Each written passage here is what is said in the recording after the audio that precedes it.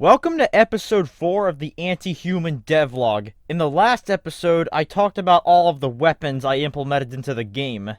In this episode, I'll talk about implementing real sprite art into the main character in my game to replace the old beta textures. And to really get into the theme of pixel art in this video, I have decided to make a deal with the pixel gods and chose to go under metamorphosis, and though the process will be very painful, my new form was promised to be great and will fit the video.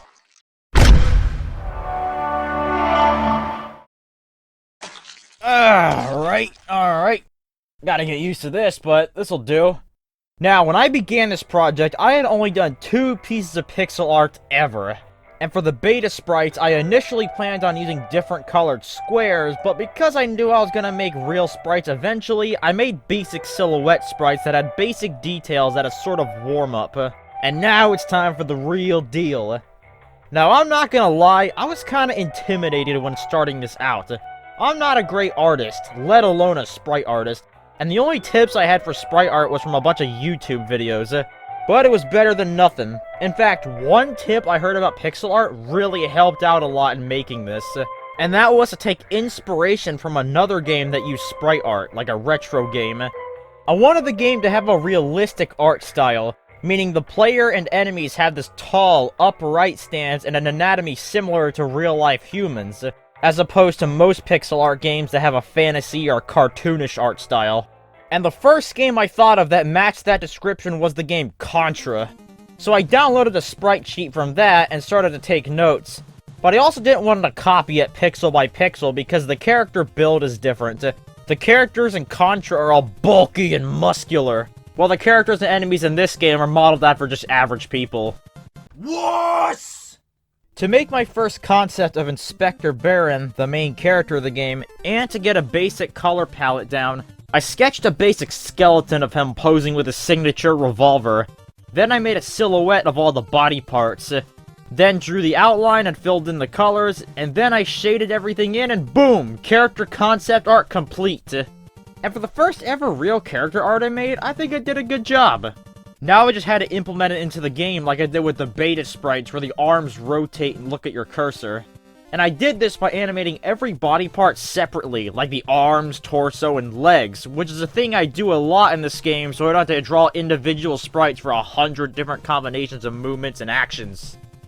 The first thing I did after this was add a firing animation to the revolver. Simple as that, but it only moved with the right arm, and it looked awkward without the left arm moving with it.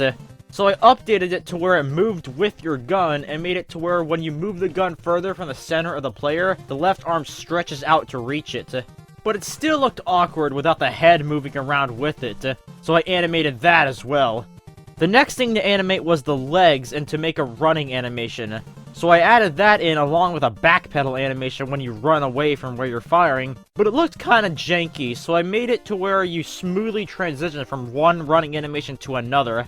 But you could still only run in 2 directions, so I added a sidestep animation. And when I worked on a front or back view, I tried using shading to simulate this 3D effect, so it looks like he's actually bending his legs. Whew, alright, I did a lot of work animating all this. I hope I'm done with Oh, wait, I gotta add a whole new dimension to every animation I just did. So I did all that again, but for running down and up, and now I was done with the running animations. All that was left to do is add the taser animation, and an idle animation when you're standing still and not turning.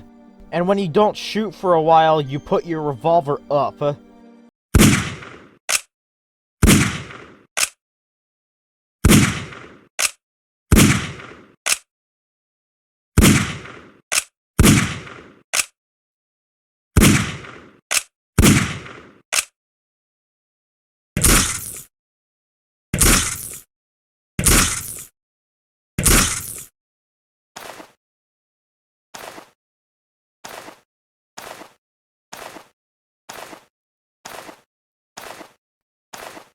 After this, I noticed a problem during testing, which is when the player is idle and not shooting anything, he's still backpedaling and sidestepping and all that like he's in combat, and that would look very awkward in times of peace and downtime.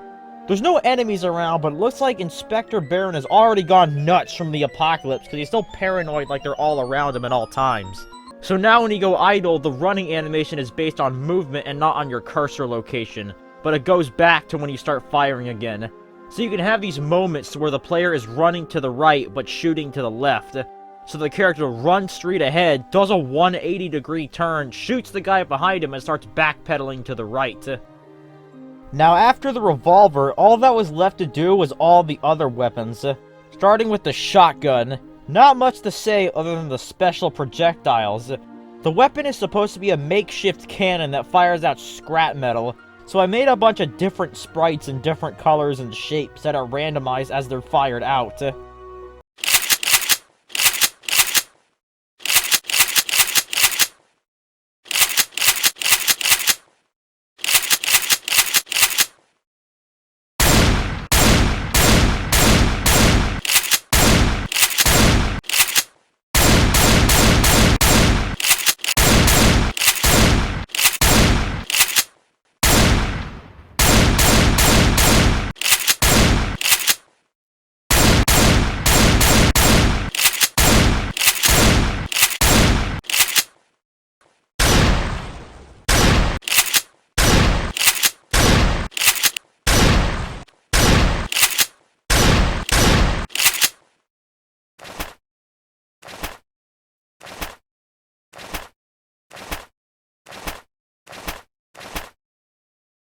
For the flamethrower, I made the projectile have an animated texture to make it look like it comes out as fuel, ignites, and starts to spread out like fire.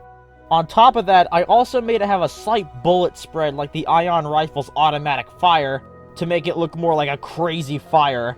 And for the Molotov throw, I got to use smear frames, so of course I had a lot of fun doing that.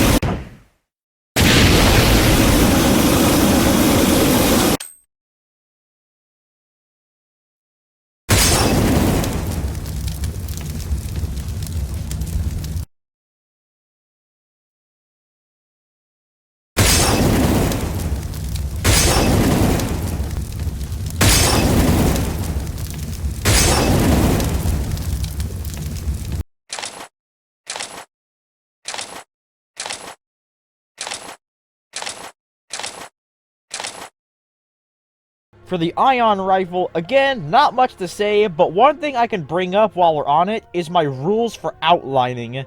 So for the plasma projectiles and the lasers, there's no outline around them like there are for everything else. And that's because I have this rule for the game's sprite art that only solid objects should have outlines, while non-solid objects or smear frames don't. So fire, electricity, plasma, and so on don't have any outlines, so that way it looks more natural and realistic.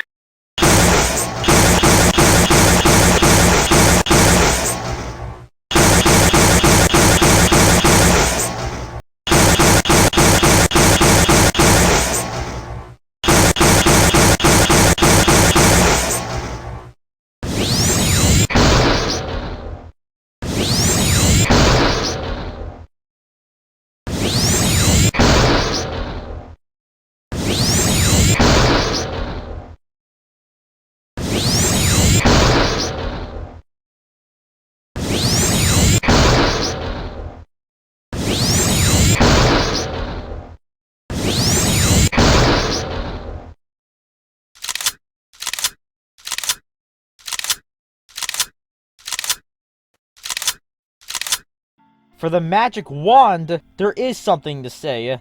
Because it's a more outlandish weapon instead of, you know, just being a gun, I had much more creative freedom with it. In my original concept, I had 4 rotating orbs to signify each attack, but I cut that out to keep it simple. For the wind attack, I made it to where it summons a cloud face that blows out air. For the lightning attack, I did this cool thing where you shoot lightning into the air and it comes back down. Now, like the rifle, there's 2 firing modes.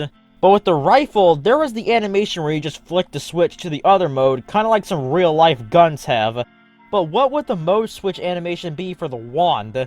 This one question drove me to make entirely different sprites for the other mode. For Chaos mode, because I renamed it from Explosive mode, the primary attack animation is similar to the wind attack, but instead of a cloud face, it's a demonic hand throwing out a fiery skull. And for the Vortex attack, I got to use even more spear frames, so I had even more fun.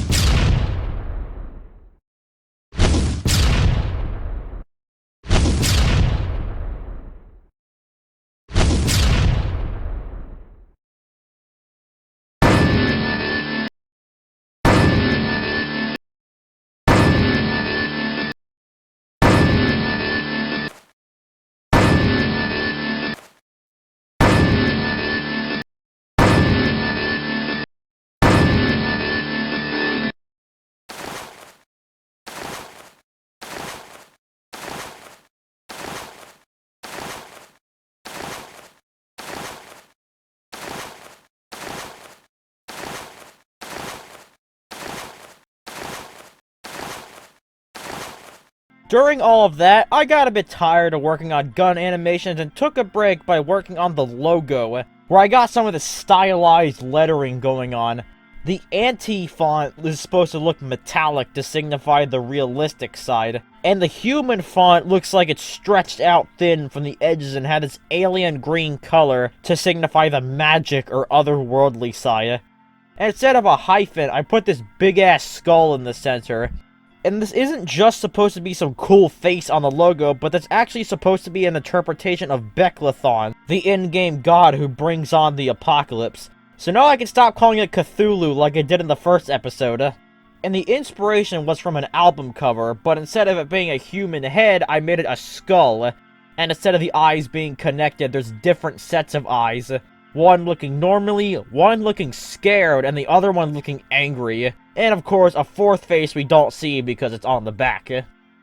Back to weapons, we have the melee weapon, which I already had planned to be an axe, but I also planned for it to have 4 different strikes, with the 4th and final attack in the combo to be the strongest. So the first attack is the player quickly whipping out the axe with one hand. The second strike is a haymaker punch, which I have started out with the player leaning back, and then in the actual attack, he leans forward and turns his body with his arm, so it really looks like he's putting his weight into the punch. In the third attack, he finally gets the axe in both hands to prep for the final attack, but before that he does a kick, again leaning his body into it. And for the final attack, he raises the axe above his head, and because this is supposed to be the strongest attack, the animation has a bit more anticipation, having 2 frames before he swings instead of 1 like all the other ones. I also held the second frame where the axe is above his head for a little longer than usual, and then he does this massive swing with a lot of smear frame, and even cleaves it into the ground, ending the combo.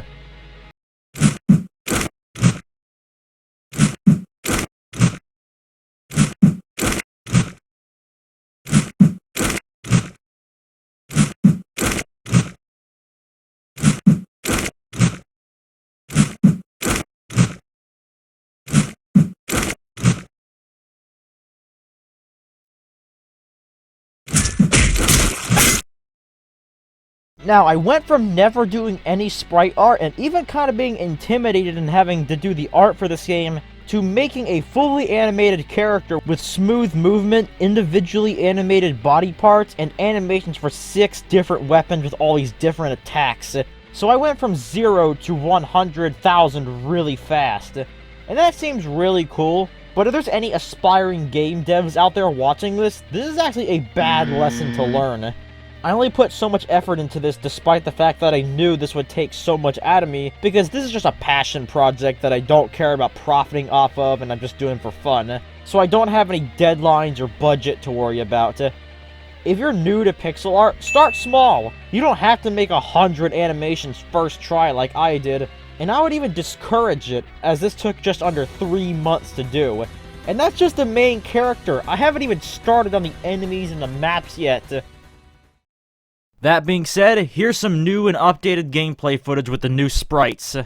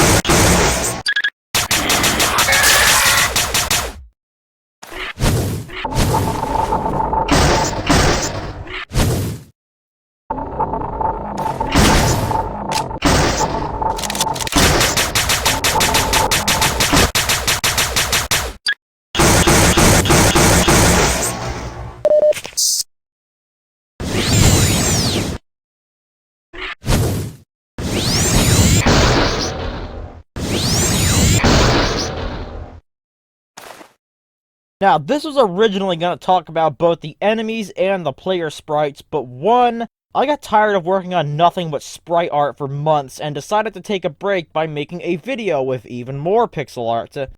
Two, because it's been a while since my last video, and the enemies will take 3 more months, so stay tuned for that. Of course, this is my first ever time doing pixel art, so constructive criticism is welcome. I thought everything looked good, but there's probably some professional pixel artists who was screaming at the video for the entire time.